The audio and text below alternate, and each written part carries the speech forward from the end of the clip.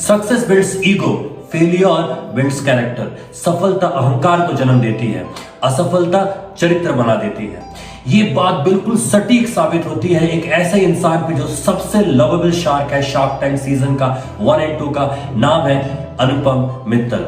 इनके बारे में आप जितना सुनेंगे, जितना पढ़ेंगे, उतना आपको कम लगेगा।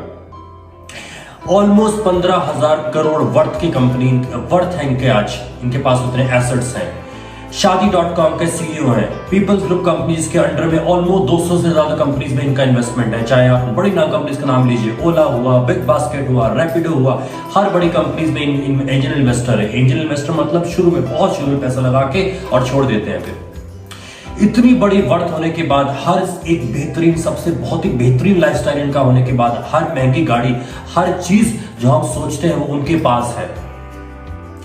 लेकिन मैं यहां पर यह बात नहीं करने जा रहा हूं इनके बारे में कि इनके बारे पास क्या क्या है। ये बारे में वीडियो नहीं है। वीडियो इस बारे में है कि इतना सब होने के बाद भी ये बंदा इतना हम्बल कैसे है। और इस हम्बल होने की मैं बोल नहीं रहा हूं, इसको हम सब ने देखा, इसको देखा गया। सबसे पहली बार कैसे देखा गया, जब पहली बार एक कंपनी अपनी कंपनी को पिच करने आई।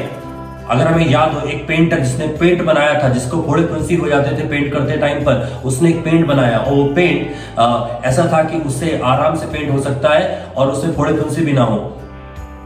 उसको किसी बंदे के साथ कांटेक्ट करके कंपनी स्टार्ट करी। वो कंपनी जब पिच करने आई तो अनुपम ने पूछा, इसमें ही बताओ ये पेंटर जो है उसकी इक्विटी कितनी है। पता चला इक्विटी नहीं है, सैलरी है। अनुपम की शर्त ये थी कि ठीक है मैं इन्वेस्ट करूंगा इस कंपनी में, लेकिन पहले इसको इक्विटी दिलाओ।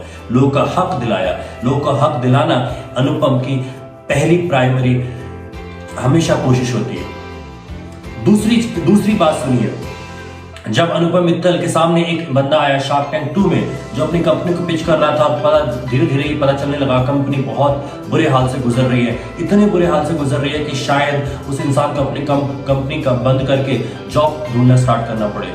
वो जॉब ऐसे मिलती नहीं है इतनी एजेस के अंदर। जब कंपनीज बना के बंद हो जाती है, आपको जॉब क्यों देगा। अनुपम ने क्या कहा, अनुपम की बात सुनिए। Shark Tank is not just about funding, it is also about perspective. Yes. है ना? I have an open offer for you for a job. अनुपम ने कहा मैं जॉब आपको देता हूं, मेरे पास ओपन ऑफर है आपके लिए जॉब के लिए।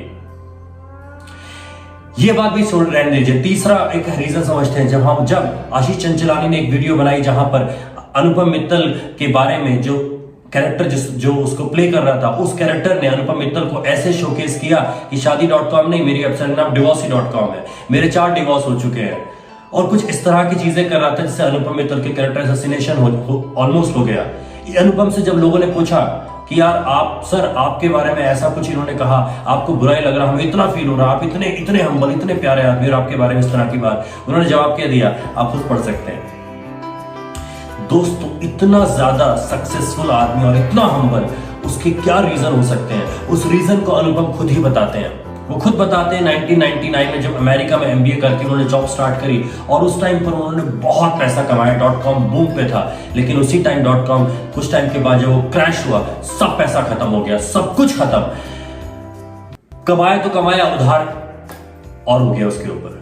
पहला सबसे बड़ा सेटबैक जो इनको लगा, वो सब छोड़ के फिर इंडिया आ गए। इंडिया में सगाई.com स्टार्ट करी। सगाई.com अच्छी चलने लगी 2-3 साल में अच्छी चलने लगी। इतने अच्छे खासे पैसे इनके पास आए लगे। अब इनको लगा इसको थोड़ा सा और बड़ा करते हैं। इन्होंने सोचा एक कंपनी का नाम बनाते हैं शादी.com। वो शादी.com का जो डोमेन लेने गए तो पता चला 25 लाख का था। इनकी कंपनी में कितने पैसे पड़े थे, 30 लाख रुपए।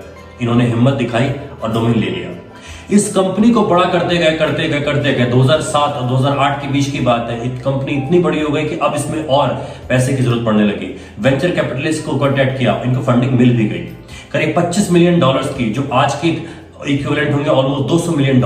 उसकी फंडिंग मिली और फंडिंग मिलने ही जा रही थी कि 2008 का क्राइसिस आ गया, फिर सब खत्म। वहां से इंसान फिर खड़ा हुआ और फिर खड़ा होने के बाद आज हमने इनका सक्सेस देखा।